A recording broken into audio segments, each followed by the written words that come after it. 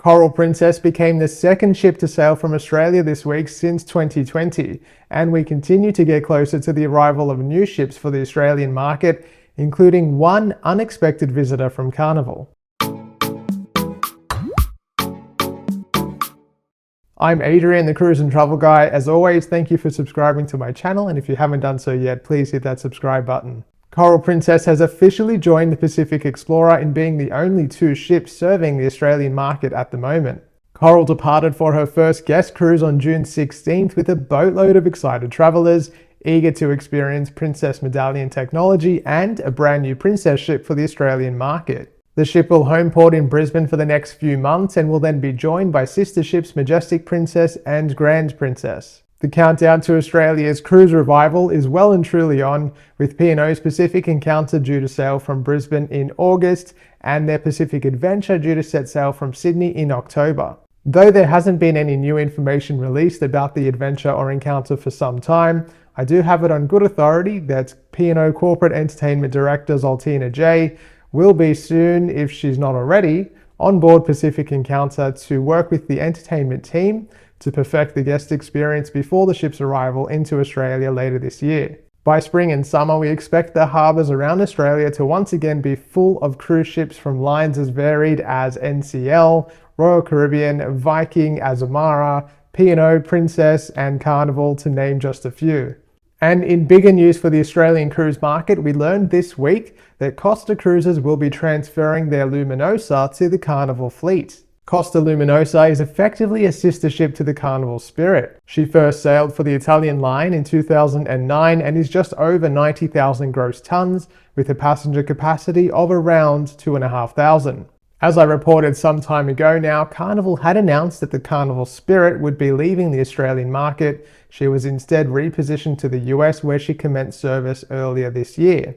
In making that announcement, Carnival also said that Brisbane would be receiving another Carnival ship. Though we didn't ever know with confidence what ship that would be, it now seems incredibly apparent that it should have been the Costa Magica. The Magica was due to be transferred to the Carnival fleet, but instead the ship will remain with Costa, and in its place, Luminosa is coming. Carnival Luminosa will only be based in Brisbane seasonally, meaning that once our autumn arrives, she'll be heading back over to the Northern Hemisphere to serve the Alaskan cruise market. I truly do think that something has gone on behind the scenes here. Whether the plan changed, it does seem apparent that Magica was to be transferred to Carnival, and it seems strange that they would pull the Carnival Spirit from the Brisbane cruise market or the Australian cruise market and then replace it with what is effectively a similar ship from a different cruise brand. Furthermore, Carnival have confirmed that Luminosa will only be undergoing minor modifications. They've confirmed that she won't be receiving Carnival's popular Fun Ship 2.0 upgrades.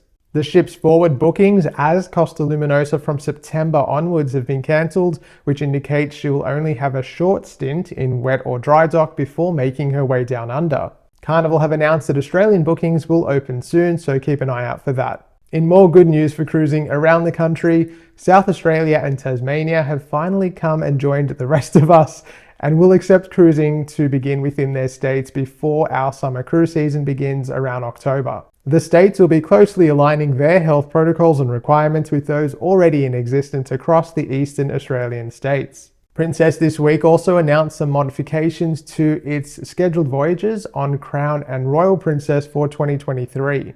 The changes have impacted some Australian cruises, with the cancellation of Royal's repositioning cruise from Hong Kong to Brisbane and Sydney, as well as 3 cruises scheduled to sail from Sydney in September and October. Affected guests will receive a 100% future cruise credit as a default option, but they can of course choose a refund. How big is too big? Royal Caribbean have confirmed that their brand new Icon class will actually exceed the size record held by current title holder Wonder of the Seas. Originally, the Icon class was set to fit between the Quantum and Oasis class, but it looks like Royal want to keep their record and are aiming even bigger. There's very limited information available about the new class of ships, but expect them to offer new, innovative features never before seen on a ship and to take full advantage of technological advancements in both onboard amenities and engine propulsion. And finally, a special shout out to Marty and Jessica Anson. The Aussie cruisers joined Coral Princess this week for her first cruise from Brisbane and will stay on board for 53 consecutive cruises. Safe to say they're making up for the last 2 and a bit years. Well, that's it for this week's cruise news update. Wherever you are in the world, I hope that you're enjoying the resumption of cruising. Let me know in the comments below where you're going next on a cruise.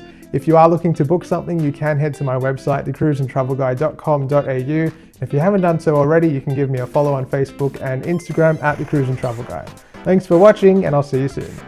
It is currently on way on the lab to perfect the guest experience before the ship's arrival into the Australian market later this year.